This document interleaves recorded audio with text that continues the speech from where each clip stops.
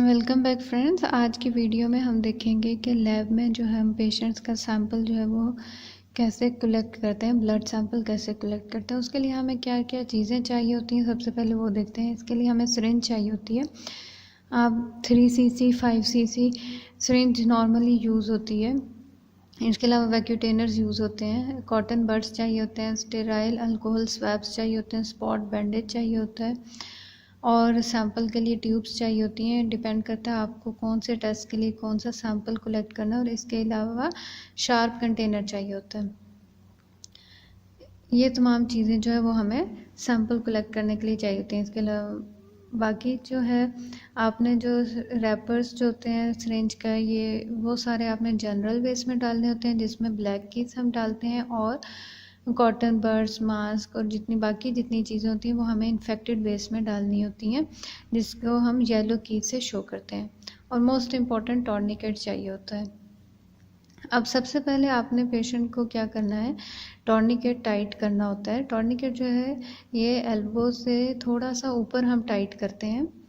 ये आप पोजीशन आप देख लें। और उसके बाद सबसे पहले आपने वेन को देखना होता है, वेन को महसूस करना होता है कि किस पॉइंट पे आपको वेन मिली है। उसके बाद आप अल्कोहल स्वैब से इस तरह एंटी क्लॉकवाइज जो है आप अच्छी तरह जो है उस एरिया को क्लीन करें और फिर उसको थोड़ा सा छोड़ें ताकि वो अल्कोहल जो है वो ड्राई हो जाए। अब आपने जो है ये इस तरह, ये देखें जैसे ही नीडल इंसर्ट किया, अब इस पॉइंट पे आप देखें कि आपको ब्लड दिख दिया है। तो अब आपने और नीडल को मूव नहीं करना और बस प्लंजर की मदद से थोड़ा आहिस्ता आहिस्ता करके इस तरह जो है वो ब्लड को सिरिंज के अंदर कलेक्ट करना है।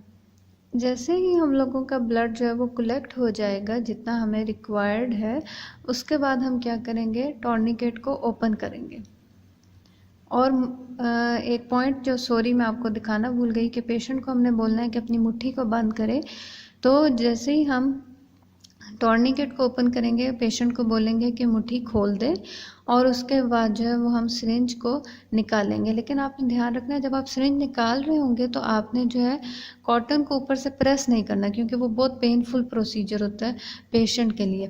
तो कॉटन को जब जैसे बस आप रखें और सिरिंज निकालें और उसके बाद कॉटन को प्रेस करें और इस तरह नीडल को आप रिमूव करके शार्प कंटेनर में डाल दें। और उसके अलावा बाद जो है सैंपल्स को आप अपनी रिक्वायरमेंट के मुताबिक ट्यूब्स में डालें और उसके बाद जो है सिरिंज को आप जो है वो शार्प कंटेनर में डिस्कार्ड करें और पेशेंट की कॉटन बंड रिमूव करके उसको इन्फेक्टेड वेस्ट में डालें और स्पॉट बैंडेज उस पर डाल दें। तो इस तरह जो है हम बहुत ही इजी वे में लैब में ब्लड कलेक्ट करते हैं। कैसे यूज़ करते हैं, वीनस ब्लड कलेक्शन नीडल्स होती हैं और मल्टी सैंपल नीडल होती है, क्योंकि हम इससे जो है वो 2-3 ट्यूब से ज़्यादा भी सैंपल हम ले सकते हैं। जितनी भी क्वांटिटी में हमें चाहिए हम इससे ले सकते हैं। अब ये 2 तरह की होती हैं, ब्लैक कैप और ग्रीन कैप में डिफरेंस जो है, ब्लैक कैप जो है इसका 22 गॉज नीडल होती है। ये जो है ये होल्डर है, इसके अंदर हम वैक्यूटेनर को फिक्स करेंगे, ब्लड लेंगे।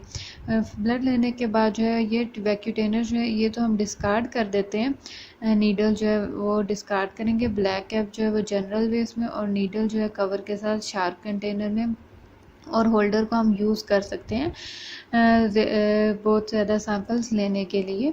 अगर होल्डर गंदा हो जाए तो आप जो है इसको सोडियम हाइपोक्लोराइड डाइल्यूशन के अंदर डिप करके रखें और अच्छी तरह साफ़ कर दें। अब इसके लिए हमें और क्या क्या चाहिए, हमें ट्यूब्स चाहिए जितना हमने सैंपल लेना हो। इसके अलावा स्पॉट बैंडेज चाहिए, अल्कोहल स्वैब चाहिए, कॉटन चाहिए। अल्कोहल स्वैब अगर नहीं है तो आप स्पिरिट यूज़ कर सकते हैं। शार्प कंटेनर जिसके अंदर हम नीडल्स को डिस्कार्ड करेंगे, वैक्यूटेनर नीडल या सिरेंजेस कोई भी हो, हम उसके जो है वो शार्प कंटेनर में डिस्कार्ड करते हैं। ये देखें, ये क्लिनिकल वेस्ट बायोहैज़र्ड का लोगो आपको नज़र आया होगा। इसके अलावा टॉर्निकेट हमें चाहिए और हमें क्या क्या फिलबॉटमी रूम में चाहिए, जनरल वेस्ट चाहिए जिसके अंदर स्पॉट बैंडेज, अल्कोहल स्वैब इनके कवर्स को डालेंगे। और ब्लैक जो वैक्यूटेनर का ब्लैक कवर है उसको भी हम जनरल वेस्ट में डालेंगे। और कॉटन को जो है वो हम, और अल्कोहल स्वैब वगैरह ये हम चीज़ें जो है ये हम येलो वेस्ट में यानी कि मेडिकल वेस्ट में डालेंगे। अब आपने इस तरह इसको घुमाना है एंटी क्लॉकवाइज, तो ये खुल जाएगी। अब ये जो रबड़ वाला आपको हिस्सा नज़र आ रहा है, इसको हम इस होल के अंदर डालेंगे, होल्डर के अंदर, और अब क्लॉकवाइज जैसे घड़ी चलती है उस तरीके से घुमा के इसको हम टाइट कर देंगे। जो वो रबड़ वाला हिस्सा है उसको भी आपने ध्यान से करना है, आपको टच ना हो, क्योंकि उसके अंदर जो है नीडल होती है। अब हमने पेशेंट को रेडी करना है। पेशेंट के ऊपर जो है कूनी के ऊपर वाला हिस्सा जो है उसके ऊपर आपने टॉर्निकेट को बांधना है, और आप जो है वेन को लोकेट करें, वेन को महसूस करें। जैसे ही आपको वेन महसूस हो जाए तो अल्कोहल स्वैब को इस तरह क्लॉकवाइज मूव करते हुए अच्छी तरह इस एरिया को साफ करना है, और 1 से 2-3 सेकंड के लिए रुकना है ताकि वो जो अल्कोहल स्वैब है वो ड्राई हो जाए।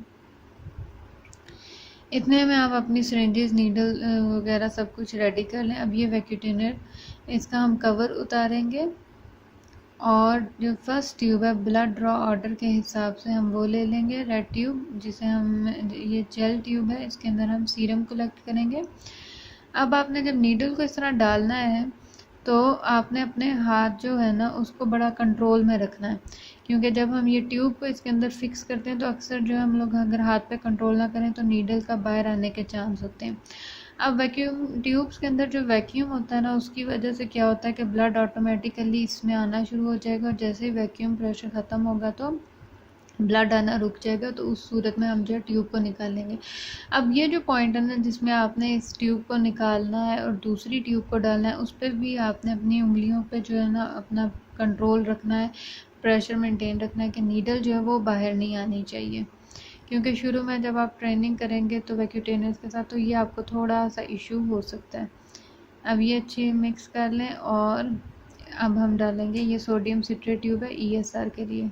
ये देखा, जैसे जब हम फिक्स करते हैं बहुत ही थोड़ी सी पावर चाहिए होती है इसको डालने के लिए, और निकालते वक्त बस आपने अपने हाथ का कंट्रोल जो है उसको मेंटेन रखना है कि नीडल जो है वो बाहर नहीं आनी चाहिए। अब जैसे ही थर्ड ट्यूब भी रेडी होगी, अब मज़ीद कोई ट्यूब नहीं लेनी तो टॉर्निकेट ओपन कर दें और पेशेंट को मुट्ठी खोलने का बोलें, और ये ट्यूब निकाल के कॉटन को नीडल के पॉइंट पे रख के आप जो नीडल वैक्यूटेनर को निकाल लें। पेशेंट को बोलें कि वो थोड़ी देर कॉटन से प्रेस करके रखे ताकि ब्लड जो है वो रुक जाए। अब ये देखिए, इस तरह एक हाथ की मदद से ही आपने कवर को चढ़ाना है। अब जैसे उल्टी घड़ी चलती है उस तरह आपने करना है, तो ये निकल जाएगा, और इसको शार्प कंटेनर में डिस्कार्ड कर दें और वैक्यूटेनर होल्डर को बॉक्स में रख दें। और जैसे मैंने बताया, अगर ये गंदा हो जाए तो आप इसको सोडियम हाइपोक्लोराइड डाइल्यूट करके उसके अंदर डिप करें और उसके बाद साफ़ कर लें, वॉश करके साफ़ कर लें।